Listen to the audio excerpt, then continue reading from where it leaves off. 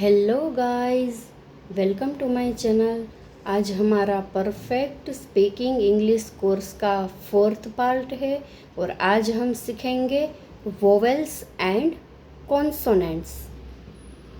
Vowels means स्वर and consonants means व्यंजन। जो वोवेल्स है वो 5 प्रकार के होते हैं, ए, ई, आई, ओ एंड यू। और जो कॉन्सोनेंट्स है वो 21 प्रकार के होते हैं।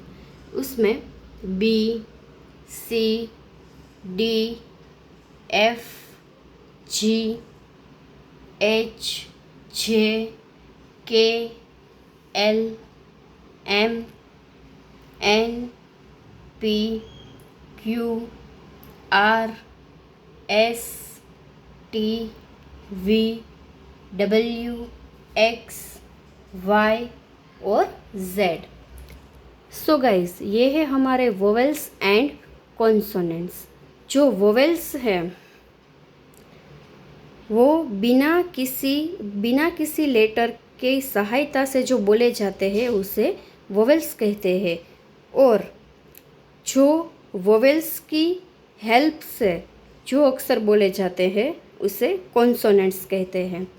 तो ये थे हमारे वोवेल्स एंड कॉन्सोनेंट्स।